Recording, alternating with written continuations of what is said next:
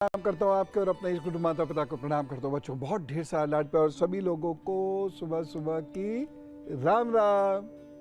आज दो बहुत महत्वपूर्ण विषयों पर हम लोग चर्चा करने जा रहे हैं। पहली चर्चा ये है कि बाप बेटों के बीच में झगड़ा क्यों होता है और इस झगड़े में माँ पिसती है और बाकी लोग भी पिस जाते हैं, तो क्या इसे रोका जा सकता है और हाँ तो कैसे। दूसरी बात, नींद की समस्या दिन ब दिन बढ़ रही है। इंसोम्निया यानी अनिद्रा का रोग दिन ब दिन बढ़ रहा है, तो इसे भी आज सुलझाने की कोशिश करेंगे, लेकिन नेचुरल तरीके से। सबसे पहले शुरुआत पंचांग से करते हैं। पंचांग सुन लीजिए। 22 मई दिन रविवार है। सूर्योदय का समय है सुबह 5:27 पर। सूर्यास्त का समय है शाम को 7:09 का। चंद्रोदय का समय है रात को 1:19 और राहु काल जिसमें शुभ कार्य नहीं करते हैं वह है शाम को 5:26 से 7:09 तक। यमगंड काल रहेगा दोपहर 12:18 से 2:01 तक और गुलिक काल रहेगा दोपहर 3:43 से शाम 5:26 तक। अब शुभ समय सुनिए। अभिजीत मुहूर्त रहेगा सुबह 11:51 से दोपहर 12:45 तक और अमृत काल रहेगा दोपहर 12:48 से 2:21 तक। साधना का समय है आज रात को 11:57 से रात 12:38 तक, तो इस मुहूर्त का सदुपयोग कीजिए। अब फटाफट जानते हैं मेष, वृषभ और मिथुन राशि का आज का हाल और उपाय। मेष राशि के लिए शाम तक का समय बहुत अच्छा है। खूब मेहनत करें, आगे बढ़ने का मौका मिलेगा। बस गुस्से से बचने की जरूरत है। खूब सारा जल पीजिएगा और 5 फल किसी को भी दान जरूर कर दीजिएगा। वृषभ राशि की बात करते हैं। भाग्य पक्ष उस दिन मजबूत है, आपको अच्छा लगेगा, लोग आपसे मिलेंगे जुलेंगे और आपकी समस्याओं का अंत भी होगा। चाहे तात्कालिक रूप से होगा लेकिन अंत जरूर होगा। आप लोगों को अपने हाथ से जल खूब पिलाएं। मिथुन राशि के लिए यह दिन थोड़ा सा तनाव लेके आ सकता है। आर्थिक मामलों में कुछ परेशानी महसूस कर सकते हैं या घर में छोटे बच्चों की समस्या हो सकती है, लेकिन फिर भी ओम गंग गणपताय नमः का यदि आप जप करते हैं और किसी को भोजन देते हैं तो ये समस्या फिर नहीं होगी। और अब मैं आपके प्रश्न लेता हूं, लेकिन पहले ये नंबर लिख लीजिए जिस पर आप अपने प्रश्न भेजा करेंगे। 9711002266 9711002266। इस पे आप अपनी समस्या जरूर बताइएगा। यानी इस नंबर पर जब आप कुछ लिखें तो अपनी वर्ड डिटेल्स कंप्लीट लिखें और साथ ही साथ क्या पूछना चाहते हैं ये जरूर लिखिएगा। हम आपको कॉल कर लेंगे। एक ईमेल आईडी भी है, लिखिए gurudev@newsnation.in। इस पे आप ईमेल भी कर सकते हैं, लेकिन जब आप ईमेल करें तो उस पे बर्थ डिटेल्स भी लिखें, साथ ही साथ अपना प्रश्न लिखें और वो फ़ोन नंबर तो लिखें जिससे हम आपको कॉल कर सकें, क्योंकि बहुत सारे लोग ईमेल्स कर रहे हैं। कई हज़ार मेल्स रोज़ आती हैं, लेकिन उस पर नंबर नहीं होने की वजह से हम आपसे संपर्क कर ही नहीं पाते। तो बहुत महत्वपूर्ण या दुखद परेशानियां भी होती हैं, वह भी आप तक कैसे पहुंचे, क्योंकि फ़ोन नंबर नहीं है उस पर आसानी से मैं आपसे बात कर सकता हूं। तो ये ध्यान रखिएगा। और हम लेते हैं पहला प्रश्न। कुमार शमरेंद्र जी हमारे साथ हैं। जी राम राम। जी प्रणाम गुरुदेव।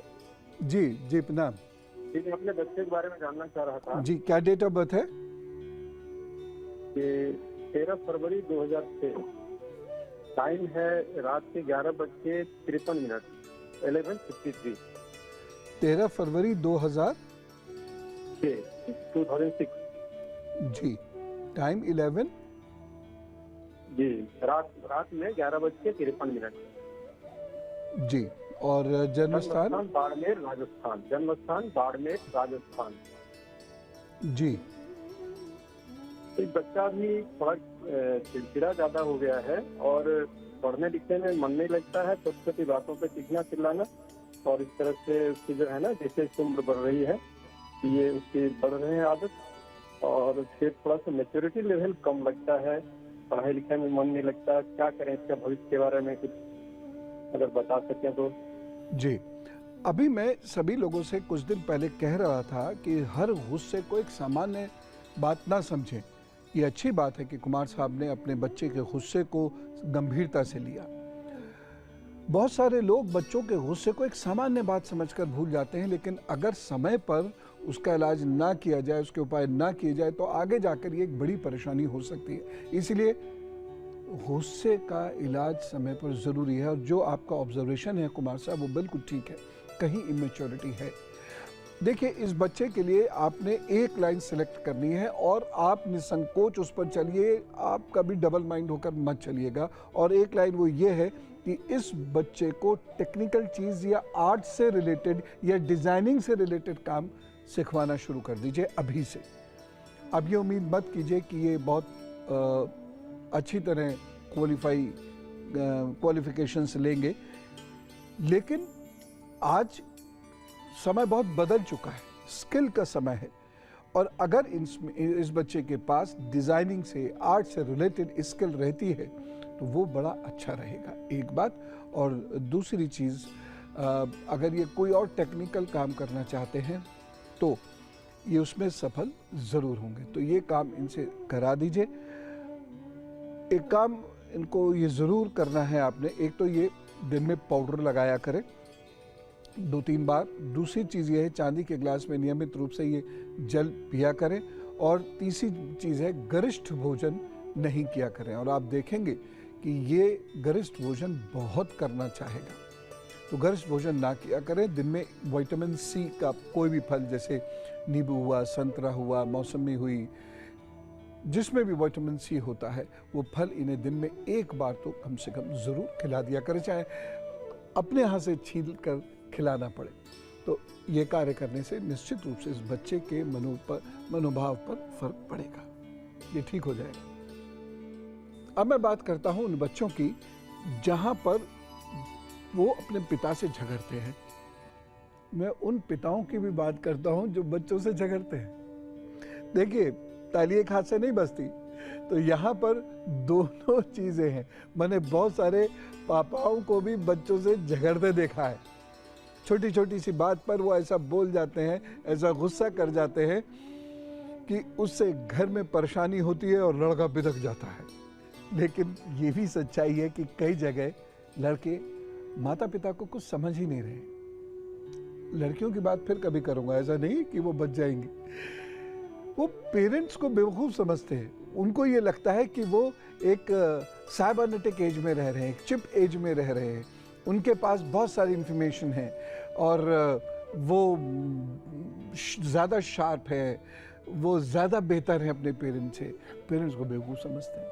और साथ ही साथ उनके अंदर जो पाश्चात्य प्रभाव है वो इतना बढ़ गया है कि वो उसका अंधानुकरण करने लगे हैं। दूसरी संस्कृति की अच्छी बातों को ग्रहण करना बुरा नहीं है, लेकिन अंधानुकरण करना, तो किसी का भी अंधानुकरण करना बुरा है। अब ये लड़ाई इसलिए होती है, देखिए, जिस घर में पितृदोष होगा वहां बाप बेटे बड़ा झगड़ा करेंगे। बेटियों की बात बाद में करूंगा जरूर। दूसरी बात है, जिस घर का सूर्य खराब हो, जी, घर का वास्तु भी महत्वपूर्ण होता है। जिस घर का सूर्य कमजोर हो जाता है, घुसते घरों में पता चल जाता है कि सूर्य चंद्र आदि ग्रहों की स्थिति क्या है, क्योंकि उनका प्रभाव शरीर पर भी है, मन पर भी है, घर पर भी है, जगत पर भी है। तो सूर्य जिस घर का कमजोर होगा, उस घर में बाप बेटे के बीच में तालमेल नहीं होगा। बड़ा प्यार होने पर भी तालमेल नहीं होगा। तो प्यार तो देखिए हो ही जाता है, पिता है, बेटा है, लेकिन फिर भी तालमेल ना होने की वजह से कला बहुत होगी। छोटी छोटी बात पर कला होगी। मैंने इतनी छोटी सी बात पर कि बच्चा जो है पिताजी की चप्पल पहन गया, पिताजी गुस्से में बिफरे पड़े।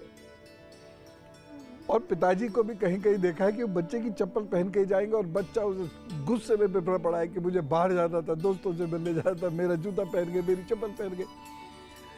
तो इस प्रकार के झगड़े खूब होते हैं और मोबाइल के चक्कर में तो बहुत ही होते हैं। लेकिन बच्चों, यहाँ एक चीज़ कहूँगा कि पेरेंट्स जस्टिफाइड हैं। आपको मोबाइल का उपयोग बहुत सीमित करना चाहिए, नहीं तो 100 रोग लग जाएंगे। तीसरी चीज, अगर घर में राहु बहुत प्रबल है या किसी व्यक्ति का राहु बहुत प्रबल है तो उसके बच्चों के साथ अच्छे संबंध कभी नहीं। कितनी भी वो कोशिश कर ले, मिसअंडरस्टैंडिंग होगी ही होगी। लेकिन इसके इलाज है, इसलिए टेंशन मत लीजिएगा। मैं बताऊंगा अभी इलाज आपको। फिलहाल कर्क, सिंह और कन्या राशि का हाल जान लेते हैं। कर्क राशि, शाम तक का समय आपके पास है जो बहुत अच्छा समय है। इस समय में कुछ नया करने में, पढ़ने में आपको सफलता जरूर मिलेगी। विद्यार्थियों, इस दिन चम के काम करो। इस दिन जो पढ़ोगे वह एग्जाम्स में भी आपको मदद करेगा। क्या पता इस दिन कुछ ऐसा पढ़ लो जो एग्जाम में आ ही जाए। इस दिन आपके डिसीजंस अच्छे होंगे। जीवन साथी का, पार्टनर्स का साथ भी आपको मिलेगा। इस दिन नमः शिवाय का जप करें। अपनी सेहत का ख्याल रखना है। शत्रु को समझने की कोशिश कीजिएगा, नहीं तो वो देवेंद्र जी हमारे साथ हैं मुंबई से। देवेंद्र जी से बात करते हैं। राम राम देवेंद्र जी। प्रणाम गुरुदेव जी। जी जी। कैरियर में 6 जॉब चेंज कर चुके हैं देवेंद्र भाई लास्ट 8 इयर्स में। मेहनत तो पूरी करते हैं, सीईओ से लेके डेट ऑफ बर्थ बता दीजिए पहले। डिपार्टमेंट सबके पास जाते हैं, पूरी रात दिन मेहनत करते हैं। पहले डेट ऑफ बर्थ बता दीजिए। पहले डेट ऑफ बर्थ बता दीजिए। 3 अक्टूबर 1982 मुंबई साउथ में उनका जन्म हुआ था। Time 10:45 in the morning. 10:45। हाँ जी गुरुदेव जी। जी। अब देखिए, इनको जिंदगी में तरक्की तो मिलेगी। ऐसी कुछ लोगों को तरक्की बहुत लेट मिलती है, तो इनको भी लेट मिलेगी, लेकिन इनका वक्त आ गया है। यही साल इनको कुछ नया अच्छा विशेष सेटल करने जा रहा है। 15 अप्रैल से उसका समय शुरू हो चुका है। कुछ उपाय मैं बता रहा हूँ, वो इनसे जरूर करवा दें। पहला यह है कि इनसे कहिए ये गुस्सा ना किया करें, जल्दबाजी में काम ना किया करें। दूसरा कार्य इनको करना है कि इनको एक सोने या पीतल का छल्ला, ठीक है ना, पीतल का या सोने का छल्ला अपनी पहली फिंगर में थर्सडे को धारण करना है। और तीसरा काम जो इन्हें करना है वो ये है कि हर शुक्रवार को आटे और दही का दान ये छोटी बच्ची को, किसी निर्धन छोटी बच्ची को ज़रूर कर दिया करें। बस ये उपाय करेंगे तो इनकी नौकरी इसी साल से पक्की होगी और ये आगे बढ़ेंगे। वैसे इनकी कुंडली में अब बिजनेस के योग भी बनने शुरू हो गए हैं, तो ये बिजनेस भी कर सकते हैं, लेकिन फिलहाल नौकरी करेंगे तो ज़्यादा अच्छा रहेगा। अब हम बात करते हैं उपायों की। बहुत सारी समस्याओं की बात हमने कर ली, समस्या को गहराई से हमने समझ लिया और आप ये समझ भी गए होंगे कि सामान्य से दिखने वाली समस्या कितनी गहरी है। और इसीलिए मतैक्य नहीं होता, मतभेद छोटी छोटी बातों पर हो जाता है। और फिर लड़का गुस्से में, अरे यार मम्मी अजीब है पापा हमारे, सोचते नहीं समझते नहीं, मैं नहीं बात कर रहा इनसे, मैं नहीं काम करूंगा, ऐसा कहते हैं। हर रविवार घर में गायत्री का यज्ञ करना शुरू कर दीजिए। और कहाँ करेंगे? ये घर के उत्तर हिस्से में करेंगे। दूसरी बात, जो टॉयलेट करने की सीट है वो ये देख लीजिएगा ईस्ट वेस्ट ना हो। जब आप टॉयलेट के लिए बैठे तो ईस्ट वेस्ट में चेहरा ना हो, ये ध्यान रखिएगा। तीसरा, हफ्ते में एक दिन शनिवार को रात का भोजन रसोई में बैठ के अगर कर लें तो बहुत अच्छा है। अगर नहीं भी है तो जमीन पर बैठ के करें।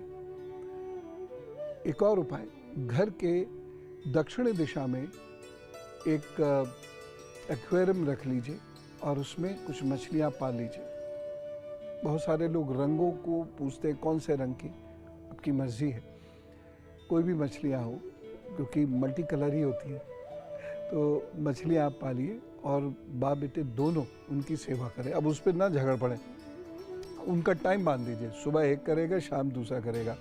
पता लगा दोनों ने दाने खिलाना शुरू किया और मछलियों ने इतना खाया कि वो खा के मर गई। तो एक सुबह एक शाम इस तरीके से करा कर। इसके साथ साथ गौ ग्रास यानी गाय का भोजन सुबह सुबह जरूर निकाला करें और इसे पिता पुत्र दोनों एक एक रोटी दे दीजिए बनाकर, वो खिला दिया करेंगे। पिता और पुत्र दोनों को ऐसे में सूर्य की उपासना जरूर करनी है। सूर्य के सामने खड़े होइए, एकाग्र चित्त होइए, चप्पल पहने रहिएगा, नहीं तो किसी रबर के पायदान पे खड़े होइए और सूर्य को जल देना शुरू कर दीजिए। ठीक, एक काम और ऐसे में कर सकते हैं और ये कोई भी कर सकता है।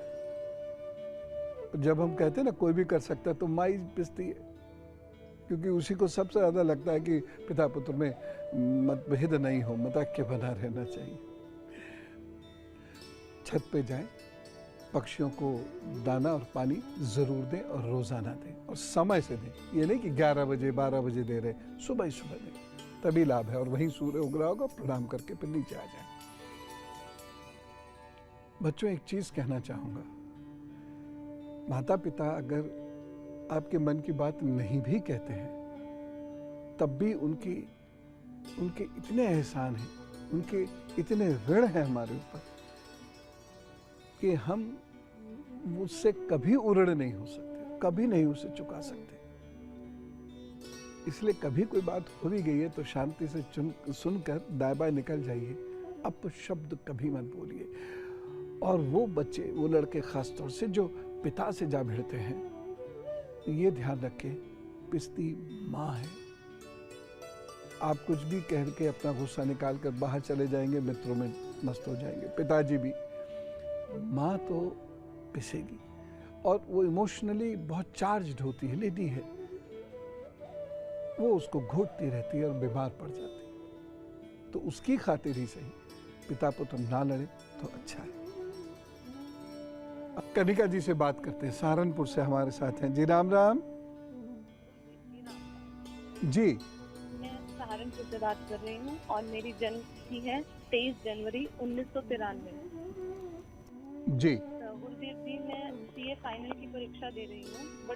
टाइम समय से मेरा समय है 2:31 दोपहर के। 2:31 और बर्थ प्लेस 23 जनवरी 1993। बर्थ प्लेस सहारनपुर जी। मैं सीए फाइनल की परीक्षा दे रही हूँ बहुत समय से, बट मुझे इसमें सफलता नहीं मिल रही है। तो मैं ये जानना चाहती हूँ कि क्या ये मेरी किस्मत में है या नहीं। बीए फाइनल का है या एमबीए फाइनल का है? CA final. ठीक है, एक उपाय कीजिए और फिर से अटेम्प्ट लीजिए। ठीक है, आपको 2023 की नवंबर तक लगातार प्रयास करना है। मेरे विचार से आप सफल हो जाएंगे। अब आपको करना क्या है, मंगलवार के दिन गाय को गुड़ जरूर खिलाना बेटे। दूसरा उपाय जो आपने करना है, निराश हुए बिना रोजाना कुत्तों को भोजन जरूर कीजिए। और तीसरा उपाय जो आपने करना है, पूरे कॉन्फिडेंस के साथ पढ़ाई करनी है और ओम गंगणपताय नमः का जप करना है। 2023 की नवंबर तक ना घबराना है, ना हारना है, क्योंकि वक्त आने वाला है अच्छा। अभी समय थोड़ा सा कमज़ोर चल रहा है, इसी का प्रभाव है कि आपकी मेहनत भी काम नहीं कर रही। लेकिन आप लगे रहना बेटे, हिम्मत मत हारना, क्वालिफाई करोगे और ज़िंदगी में बेहतर कर पाओगे। निश्चित, take my words and prepare very hard. और अब उनकी बात जिनका है जन्मदिन, तो सबसे पहले जन्मदिन शुभेच्छा। और आप अब जान रहे हैं आगे आने वाले 12 महीनों का हाल। आपके आगे आने वाले 12 महीने कुछ नया और कुछ बढ़िया संदेश लेके आ रहे हैं। घर, वाहन, विवाह, संतान, नए मित्र, नए पार्टनरशिप, ये सारे अच्छे योग बन रहे हैं। विदेश यात्रा का भी योग बन रहा है। पोस्त दाना सबने सुना होगा, पोस्त दाना शाम को भिगो दीजिए और सोने से पहले उसको पीसकर 1 चम्मच खा लीजिए और ताज़ा पानी पी लीजिए। धीरे धीरे होगा इसका असर। ये बहुत नेचुरल तरीका है। कोई बहुत बड़ी परेशानी या बीमारी हो तो चिकित्सक सलाह लेनी चाहिए आपको, लेकिन फिलहाल ये उपाय आप कीजिए, मन शांत होगा और आपको नींद आने लगेगी। दूसरा उपाय, गुगजी। लाल रंग के गुगजी, रत्ती भी बोलते हैं इसे, रत्ती के दाने, लाल रंग के रत्ती के दाने, 100 ग्राम रत्ती के दाने एक बारीक से कपड़े में बांध लीजिए, सिल लीजिए और उसे सर के नीचे रखकर सोने की आदत डालिए।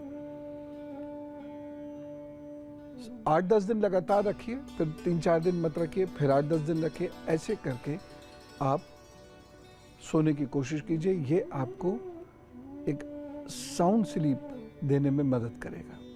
तीसरा का, आपको सोने से पहले पैरों को खूब अच्छे से तसल्ली से आनंद के साथ धोना है और फिर अच्छे से पोंछ लेना है। गीले पैर कभी नहीं सोना चाहिए, तो अच्छे से पोंछ लेना है और उसके बाद आप देखिएगा धीरे धीरे नींद आएगी। चौथी चीज, जिनकी भी आप पूजा करते हैं, जब आप बिस्तर पे सोने के लिए बैठे तो उनका जप करना शुरू कर दें। मानसिक जप करते करते नींद आ जाएगी। एक और चीज, धर्मशास्त्र आप पढ़ सकते हैं, लेटे लेटे भी पढ़ सकते हैं। पढ़ते पढ़ते नींद आएगी। कोई अच्छी सी कथा पढ़ लीजिए, पढ़ते पढ़ते नींद आने लगेगी आपको। और विद्यार्थियों को तो नींद बड़ी जल्दी आती है। करना क्या है, बस एक बुक उठानी है, बस उसे खोलना है, नींद आ जाएगी। लेकिन सोते समय मोबाइल का प्रयोग ना करें तो अच्छा है, ठीक है।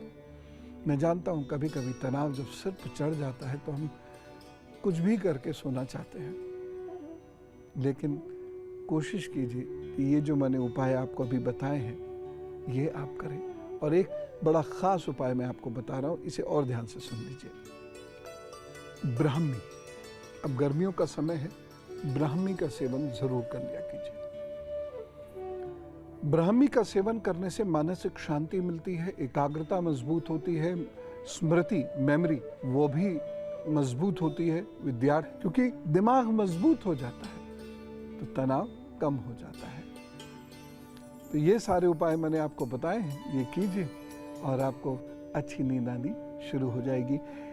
जिन लोगों को गैस बहुत बनती है, उन लोगों को भी नींद की प्रॉब्लम होती है, उन लोगों के लिए एक उपाय, या जिन लोगों को पित्त बहुत बनता है, एसिडिटी, उनको भी बेचैनी होती, तो रात को करवटें लेते हैं इधर उधर, इन लोगों को सौंफ की चाय पीनी चाहिए।